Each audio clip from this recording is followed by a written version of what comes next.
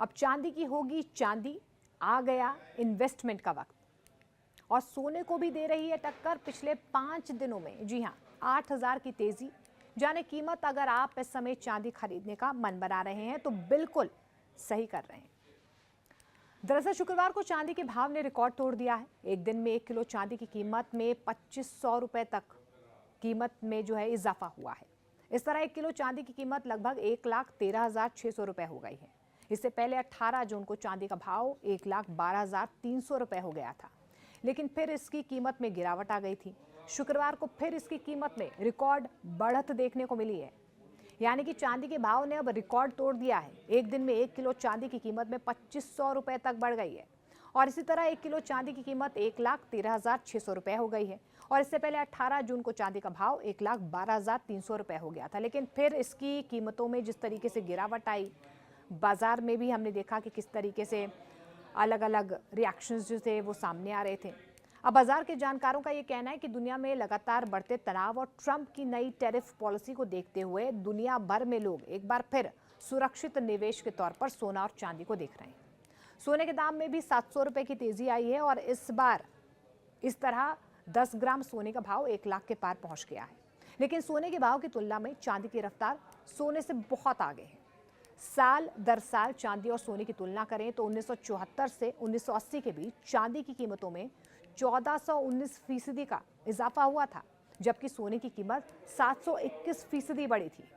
2001 से 2008 में भी चांदी का भाव 413% बढ़ा था और इस दौर में सोना 292% की दर से ही बढ़ पाया था।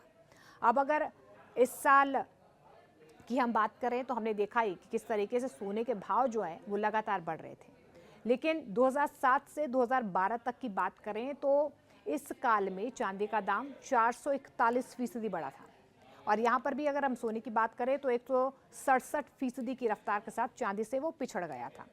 लेकिन अब इसी साल यानी कि 2025 में चांदी ने अब तक 22 से 30% तक रिटर्न दिया है। ये सोने के 25 से 27% रिटर्न से ज़्यादा है, यानी कि चांदी सिर्फ आज ही नहीं हमेशा से ही सोने से बेहतर रिटर्न देती रही है। चांदी की डिमांड कई वजहों से और कई जगहों से बढ़ भी रही है। उद्योगों में चांदी की मांग 56 से 81% तक बढ़ रही है, खासतौर पर सोलर पैनल, तो इलेक्ट्रिक जो वाहन हैं उससे जुड़े जो उद्योग हैं, इलेक्ट्रॉनिक्स उद्योगों में चांदी का इस्तेमाल और ज़्यादा हो रहा है और इन्वेस्टमेंट के ख्याल से भी चांदी से रिटर्न मिलने की उम्मीद 25 से 30% और ज़्यादा बढ़ गई है। अगर गहनों और बर्तनों की पारंपरिक मांगों पर गौर करें तो चांदी की मांग 10 से 12% की दर से बढ़ रही है। चांदी की खरीदारी में क्यों समझदारी है? भविष्य में चांदी की चमक कैसे कायम रहेगी? इसका विश्लेषण करें तो सबसे पहले उद्योगों में चांदी की मांग लगातार बढ़ रही है, तेजी से बढ़ रही है। साल 2030 तक इसमें 170% की बढ़त की उम्मीद है।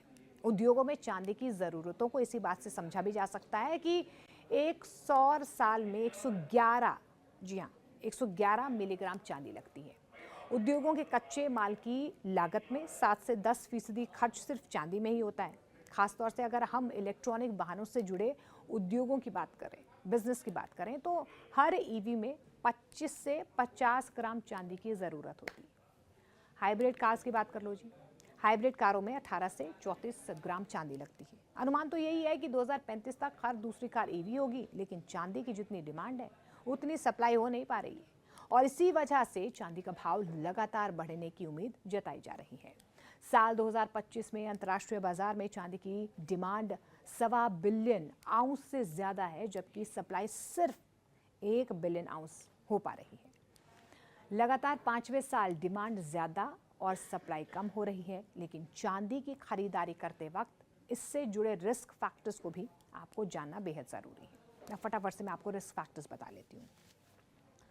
जब कीमतों में उतार चढ़ाव तेज़ी से होता है तो चांदी की कीमतें सोने के मुकाबले ज़्यादा हिलती हैं, फ्लक्चुएट ज़्यादा होती हैं। मंदी के वक्त इसकी मांग में एकाएक भारी गिरावट आती है। उद्योग क्षेत्रों में चांदी का विकल्प ढूंढने की कोशिशें तेज़ हैं। अगर विकल्प मिल गया तो चांदी की मांग अचानक गिर जाएगी। इसलिए हमारी सलाह यही है कि चांदी में निवेश करने से पहले इन जोखिमों का भी ख्याल कर लें और सोच समझकर अपने पैसे लगाएं। कहाँ इन्वेस्ट करना है ये आपको तय करना है।